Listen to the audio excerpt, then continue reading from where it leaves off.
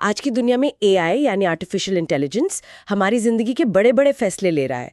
किसे लोन मिलेगा, किसे नौकरी मिलेगी, यहाँ तक कि किससे पैरोल पर रिहा किया जाएगा।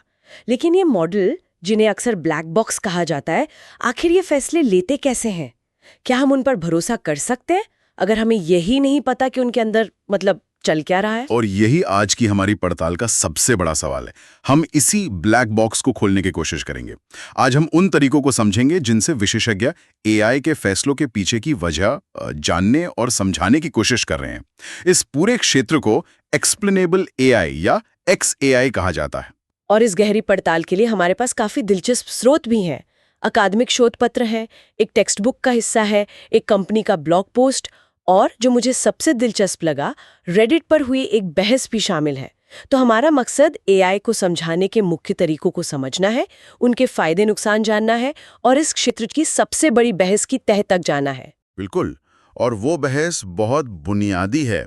क्या हमें इन जटिल उलझे हुए मॉडलों को समझाने की कोशिश में अपनी ऊर्जा लगानी चाहिए, या फिर हमें शुरू से ही ऐसे मॉडल बनाने चाहिए जो सरल हों, जो समझने में आसान हों? ये सवाल इस पूरी चर्चा के केंद्र में है। तो चलिए इस गुत्थी को सुलझाते हैं। सबसे पहले उस आम तरीके की बात करते हैं जहां एक पहले से बना हुआ जटिल मॉडल हमारे पास है और हम बस ये समझने की कोशिश कर रहे हैं कि इसने जो फैसला सुनाया वो क्यों सुनाया। हाँ, तो मॉडलों को समझाने के कई तरीके हैं, लेकिन उन्हें मोटे तौर पर 2 श्रेणियों में बांटा जा सकता है। चलिए तस्वीरों से शुरू करते हैं। इसके लिए एक तकनीक है जिसे सेलियंसी मैप्स कहते हैं। Saliency maps. हाँ, ये एक तरह के हीट मैप जैसे होते हैं। ये तस्वीरों में उन पिक्सेल्स को हाईलाइट करते हैं जिन पर एआई मॉडल ने किसी चीज को पहचानने के लिए सबसे ज्यादा ध्यान दिया। हमारे एक स्रोत में इसका एक बड़ा दिलचस्प उदाहरण था। एक तस्वीर में एक कुत्ता है, एक किताब है और एक सूप का कटोरा। मॉडल कुत्ते को तो सही पहचान लेता है और सेलियंसी मैप दिखाता है कि उसने कुत्ते के चेहरे और शरीर पर ही ध्यान दिया, जो ठीक है, समझ में आता है।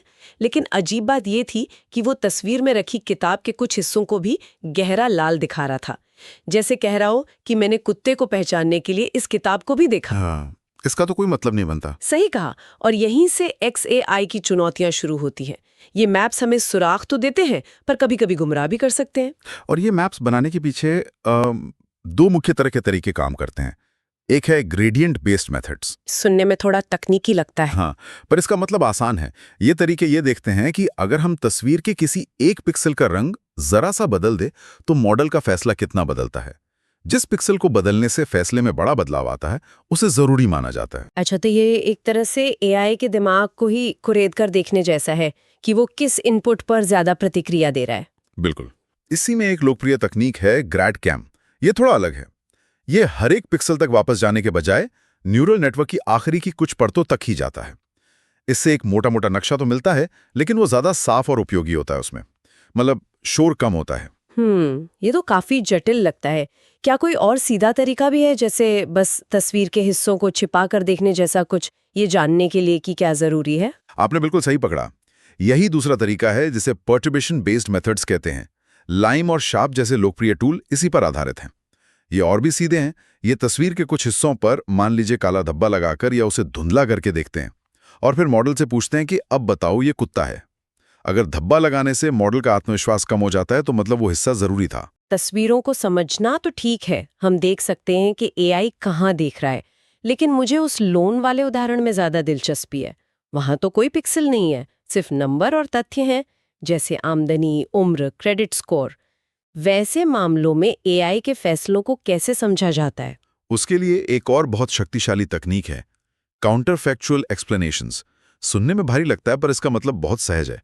ये बताते हैं कि नतीजा अलग होने के लिए आपके इनपुट में सबसे छोटा क्या बदलाव करना पड़ता। अच्छा, जैसे? अगर किसी का लोन आवेदन नामंजूर हो जाए तो बैंक उसे एक ठोस वजह बता सकता है।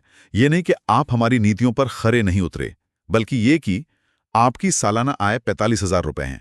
अगर यह 55,000 रुपए होती तो आपका आवेदन मंजूर हो जाता। ये तो बहुत ही ज्यादा उपयोगी लगता है। इससे लोगों को पता चलेगा कि उन्हें आगे क्या करना है। हाँ, ये इंसानों के लिए समझना बहुत आसान है। ये सीधा है और एक्शन लेने लायक होता है। लेकिन यहीं पर एक बहुत बड़ी और दिलचस्प चुनौती सामने आती है। जिसे हमारे स्रोत रोशोमोन इफेक्ट कहते हैं। रोशोमोन इफेक्ट? हाँ, ये नाम एक मशहूर जापानी फिल्म से लिया गया है, जहां एक ही घटना के कई अलग-अलग लेकिन सच्चे संस्करण दिखाए जाते हैं। मतलब एक ही फैसले की कई अलग-अलग सही व्याख्याएं हो सकती हैं। बिल्कुल। मॉडल आपको बता सकता है कि अगर आपकी आय 10,000 रुपए ज्यादा होती तो लोन मिल जाता, लेकिन वो ये भी बता सकता है कि अगर आपके ऊपर एक कम क्रेडिट कार्ड का कर्ज होता तो भी लोन मिल जाता, या फिर अगर आपकी नौकरी 2 साल और पुरानी होती तो भी लोन मिल जाता। ये तीनों व्याख्याएं गणितीय रूप से सही हो सकती हैं। ये तो बहुत बड़ी समस्या है। अगर बैंक मुझे 3 अलग-अलग कारण बता दे कि मेरा लोन क्यों रिजेक्ट हुआ, तो मैं तो और भी ज्यादा कंफ्यूज हो जाऊंगी। मुझे लगेगा कि बैंक बस बहाने बना रहा है और मुझे टालना चाहता है। इससे तो भरोसा बनने के बजाय और टूट जाएगा। और यही इसकी सबसे बड़ी कमी है। रशुमोन इफेक्ट भ्रम पैदा कर सकता है और यह सवाल खड़ा करता है कि इन अनेक सच्ची व्याख्याओं में से कौन सी सबसे अच्छी या सबसे ज्यादा मददगार है। चलिए इसी बात को आगे बढ़ाते हैं। हमारे स्रोतों में, खासकर उस रेडिट वाली बहस में, 2 तरीकों का जिक्र बार-बार आया है, लाइम और शैप। एक शोधकर्ता ने लिखा कि उनके समीक्षक ने उन्हें अपने पेपर में इन दोनों की तुलना करने को कहा। ऊपर से देखने पर तो दोनों ही व्याख्या करने वाले टूल लगते हैं। इनमें इतनी बड़ी बहस वाली क्या बात है? ये एक बहुत अच्छा सवाल है, क्योंकि ये हमें XAI की गहराई में ले जाता है। बात उनके काम करने के तरीके की है, जो बिल्कुल अलग है। लाइम, जिसका पूरा नाम है local interpretable model agnostic explanations, एक लोकल सरोगेट मॉडल है। लोकल सरोगेट मॉडल, इसका क्या मतलब हुआ? इसका मतलब है कि वो असल ब्लैक बॉक्स मॉडल को समझने की कोशिश नहीं करता। इसके बजाय किसी एक फैसले को समझाने के लिए, जैसे आपके लोन आवेदन को, वो आपके डेटा के आसपास थोड़े बहुत बदलाव करके सैकड़ों नकली डेटा पॉइंट बनाता है। फिर उन छोटे नकली डेटा पर एक बिल्कुल नया सरल सा मॉडल ट्रेन करता है, जैसे लीनियर रिग्रेशन, और फिर उस सरल मॉडल की व्याख्या आपको दिखाता है। वो कहता है, देखो, इस छोटे से दायरे में ब्लैक बॉक्स शायद इसी सरल नियम से काम कर रहा है। अच्छा, तो ये असल मॉडल की नकल करने की कोशिश करता है, लेकिन सिर्फ एक बहुत छोटे से हिस्से में। लेकिन आपने कहा कि ये नकली डेटा पॉइंट बनाता है। जी हाँ। क्या इसका मतलब ये रैंडम है? हाँ, और यही इसकी सबसे बड़ी कमजोरी है। ये अस्थिर हो सकता है, क्योंकि ये उन बदलावों की रैंडम सैम्पलिंग पर निर्भर करता है। आप इसे दोबारा चलाएंगे तो शायद थोड़ी अलग व्याख्या मिल जाए। ये भरोसे के लिए अच्छी बात नहीं है। तो लाइन की व्याख्या इस बात पर निर्भर करती है कि आप कौन से रैंडम सैंपल उठाते हैं। ये तो सुनने में थोड़ा अनरिलायबल लगता है। क्या शैप, जो दूसरा तरीका है, इस अस्थिरता वाली समस्या को हल करता है? उसका आधार ही कुछ और है क्या? बिल्कुल। शैप का नजरिया पूरी तरह से अलग है। ये गेम थ्योरी के कॉन्सेप्ट शैपली वैल्यूज पर आधारित है। ये हर फीचर, जैसे आपकी आय, उम्र, क्रेडिट स्कोर, को एक टीम का खिलाड़ी मानता है जो एक गेम खेल रहे हैं, और गेम का फाइनल स्कोर आपका लोन अप्रूव या रिजेक्ट होना है। शैप ये गणना करता है कि आखिरी स्कोर में हर खिलाड़ी, यानी हर फीचर, ने कितना कितना योगदान दिया। सुनने में तो शैप बहुत बेहतर लगता है।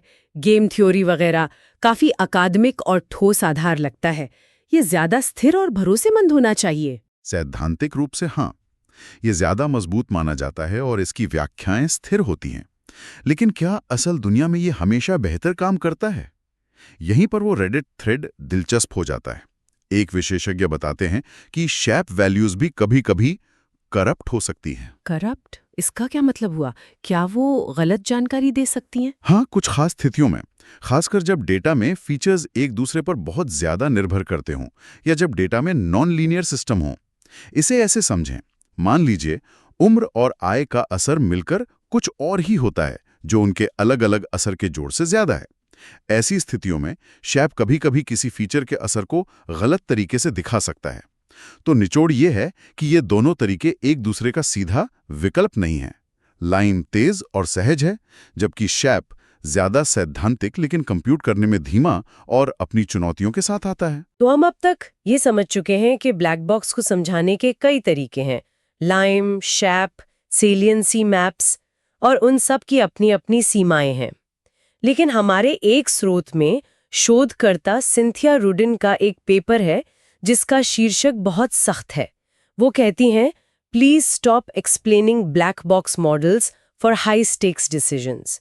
यानी महत्वपूर्ण फैसलों के लिए ब्लैक बॉक्स मॉडल की व्याख्या करना बंद करें। हमने इतनी देर ये समझने में लगाई कि व्याख्या कैसे करें, और ये कह रही हैं कि ये करना ही नहीं चाहिए। ये तो बहुत बड़ा दावा है। हाँ, और ये इस क्षेत्र की सबसे बड़ी बहस को सामने लाता है। उनका तर्क बहुत मजबूत और सोचने पर मजबूर करने वाला है।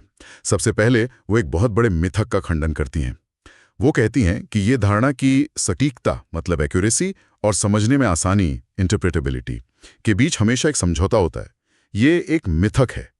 मतलब ये जरूरी नहीं है कि ज्यादा सटीक मॉडल हमेशा एक जटिल ब्लैक बॉक्स ही होगा। क्या इसका कोई ठोस उदाहरण है?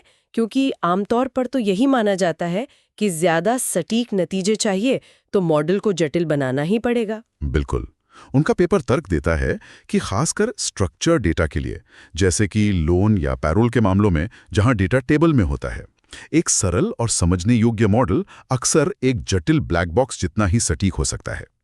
वो कॉम्पास नाम के एक असल और विवादित मॉडल का जिक्र करती हैं। यह मॉडल अपराधियों के दोबारा अपराध करने की भविष्यवाणी करता है और 130 से ज्यादा फैक्टर्स का इस्तेमाल करता है। और रुडिन का कहना है कि इससे बेहतर या इतना ही अच्छा कोई सरल मॉडल है? हाँ, उन्होंने कोरल्स नाम का एक मॉडल बनाया जो सिर्फ 3 नियमों पर आधारित है और वो कॉम्पास जितना ही सटीक है। सिर्फ 3 नियम। सिर्फ 3 नियम? वो क्या हो सकते हैं? इतने जटिल फैसले के लिए 3 नियम तो बहुत कम लगते हैं। वो नियम कुछ इस तरह के हैं। उदाहरण के लिए, नियम 1, अगर व्यक्ति की उम्र 18-20 के बीच है और वो पुरुष है तो दोबारा गिरफ्तारी की भविष्यवाणी करो। अगर नहीं तो नियम 2 पर जाओ। नियम 2, अगर व्यक्ति की उम्र 21-23 के बीच है और उसके 2-3 पुराने अपराध हैं तो गिरफ्तारी की भविष्यवाणी करो। अगर नहीं तो नियम 3 पर जाओ। नियम 3, अगर व्यक्ति के 3 से ज्यादा पुराने अपराध हैं तो गिरफ्तारी की भविष्यवाणी करो। अगर इनमें से कुछ भी नहीं है तो भविष्यवाणी करो कि कोई गिरफ्तारी नहीं होगी। बस। और ये मॉडल उस 130 फैक्टर वाले ब्लैक बॉक्स जितना ही सटीक है। ये तो हैरान करने वाली बात है। तो फिर कोई कॉम्पास जैसा जटिल मॉडल इस्तेमाल ही क्यों करेगा? यहीं पर रुडिन का दूसरा बड़ा तर्क आता है। वो कहती हैं कि लाइम या शैप से मिली व्याख्या, जिसे पोस्ट हॉक एक्सप्लेनेशन कहते हैं, यानी फैसले के बाद दी गई सफाई, वो सच्ची नहीं होती। वो बस एक और मॉडल है जो सिर्फ ये अनुमान लगा रहा है कि ब्लैक बॉक्स ने क्या किया होगा, और यह अनुमान गलत हो सकता है और कभी-कभी बहुत भ्रामक भी। भ्रामक कैसे? मतलब वो हमें ऐसी वजह बता सकता है जो असल में इस्तेमाल ही नहीं हुई। बिल्कुल। मान लीजिए एक ब्लैक बॉक्स मॉडल पेरोल का फैसला लेने के लिए सिर्फ उम्र और आपराधिक इतिहास का इस्तेमाल करता है। अब एक व्याख्या करने वाला मॉडल आकर कह सकता है, इस व्यक्ति को पेरोल इसलिए नहीं मिली क्योंकि वो अश्वेत है। सांख्यिकीय रूप से ये बात सही लग सकती है क्योंकि डेटा में नस्ल, उम्र और आपराधिक इतिहास आपस में जुड़े हो सकते हैं। लेकिन ये वो गणना नहीं है जो मूल ब्लैक बॉक्स ने की थी।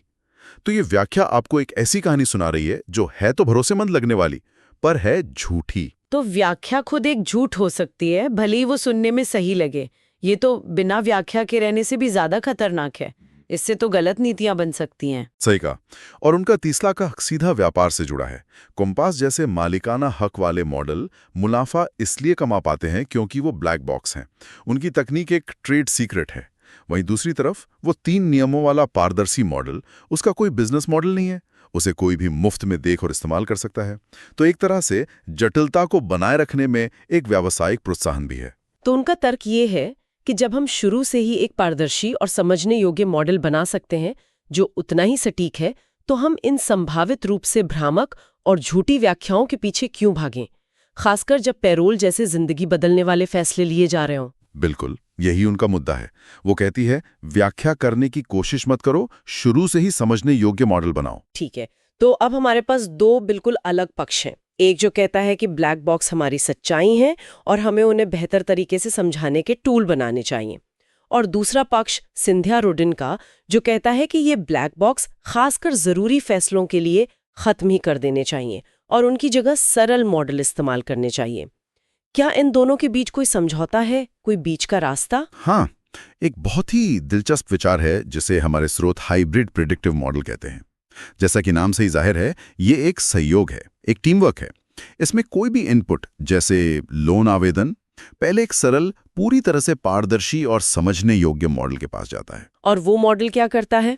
अगर वो सरल मॉडल पूरे आत्मविश्वास के साथ फैसला कर सकता है तो बहुत बढ़िया, उसका फैसला मान लिया जाता है और उसकी वजह भी साफ होती है। लेकिन अगर मामला पेचीदा है और सरल मॉडल को लगता है कि वो इसका सही जवाब नहीं दे सकता, तो फिर वो केस ब्लैक बॉक्स के पास भेज दिया जाता है। बिल्कुल, तब मामला ज्यादा शक्तिशाली लेकिन जटिल ब्लैक बॉक्स मॉडल को सौंप दिया जाता है। इस तरह आपको दोनों दुनियाओं का सबसे अच्छा हिस्सा मिलता है। ज्यादातर मामलों में आपको पारदर्शिता मिलती है और सबसे मुश्किल और पेचीदा मामलों के लिए आपको ब्लैक बॉक्स की उच्च सटीकता मिलती है। ये तो वाकई एक बहुत ही व्यवहारिक समाधान लगता है। और क्या इस सिस्टम की पारदर्शिता को मापने का कोई तरीका है? हाँ, इसके लिए एक मुख्य मीट्रिक है ट्रांसपेरेंसी, यानी पारदर्शिता। ये बस उन मामलों का प्रतिशत है जिन्हें सिस्टम के समझने योग्य सरल हिस्से द्वारा हल किया जाता है। अगर 100 में से 70 मामले सरल मॉडल हल कर देता है तो सिस्टम की पारदर्शिता 70% है। इसका मतलब ये है कि हम चुन सकते हैं कि हमें कितनी पारदर्शिता और कितनी सटीकता चाहिए। एक अस्पताल शायद कैंसर का पता लगाने के लिए 99% सटीकता और 30% पारदर्शिता वाले मॉडल से खुश हो, लेकिन एक बैंक लोन देने के लिए 95% सटीकता पर राजी हो सकता है अगर उसे 80% पारदर्शिता मिल जाए। आपने एकदम सही समझा। अगर हम इसे बड़ी तस्वीर से जोड़ें तो ये एक एफिशिएंट फ्रंटियर बनाता है। ये एक ग्राफ है जहां आप सटीकता और पारदर्शिता के बीच अपना समझौता चुन सकते हैं। ये उपयोगकर्ताओं को सिर्फ ब्लैक बॉक्स या सरल मॉडल के काले सफेद विकल्प के बजाय विकल्पों की एक पूरी श्रृंखला देता है। ये एक ज्यादा लचीला और व्यावहारिक दृष्टिकोण है। तो आज की हमारी ये पड़ताल काफी दिलचस्प रही। हमने अपनी यात्रा एआई के ब्लैक बॉक्स के अंदर सेलियंसी मैप्स और काउंटर फैक्चुअल एक्सप्लेनेशंस जैसे औजारों के साथ झांकने से शुरू की। फिर हमने लाइम बनाम शैप जैसी गहरी तकनीकी बहसों को समझा और ये जाना कि व्याख्या करने के तरीके भी अपने आप में कितने जटिल और अपनी सीमाओं के साथ आते हैं। और वहां से हम उस मूल दार्शनिक बहस पर पहुंचे जो सिंथिया रूडिन जैसे शोधकर्ताओं ने उठाई है। क्या हमें इन जटिल मॉडलों की व्याख्या करने में समय बर्बाद करना भी चाहिए या हमें शुरू से ही सरल, स्वाभाविक रूप से समझने योग्य मॉडलों की मांग करनी चाहिए? और अंत में हमने एक संभावित मध्यमार्ग हाइब्रिड मॉडल को देखा जो पारदर्शिता और प्रदर्शन को एक नए और व्यावहारिक तरीके से संतुलित करने की कोशिश करता है। लेकिन हमारे स्रोत, खासकर रूडिन का पेपर, डेवलपर्स की जिम्मेदारी और ब्लैक बॉक्स को प्रोत्साहित करने वाले बिजनेस मॉडल्स के बारे में बहुत कुछ कहते हैं। तो यहाँ अंतिम सवाल सिर्फ यह नहीं रह जाता कि कौन सा व्याख्या करने का तरीका सबसे अच्छा है, यह एक सामाजिक सवाल बन जाता है। जब कोई एआई मॉडल किसी की जिंदगी बदलने वाला फैसला लेता है तो एक समाज के रूप में हमें किस स्तर की पारदर्शिता और व्याख्या की मांग करने का अधिकार है? और शायद इससे भी बड़ा सवाल, जब मॉडल या उसकी व्याख्या गलत हो तो जवाबदेह कौन है? वो डेवलपर जिसने कोड लिखा, वो कंपनी जिसने उसे बेचा, या वो जज या लोन ऑफिसर जिसने उस पर आंख बंद करके भरोसा किया? इस सवाल का जवाब तकनीक से ज्यादा हमारे समाज और कानून को देना होगा।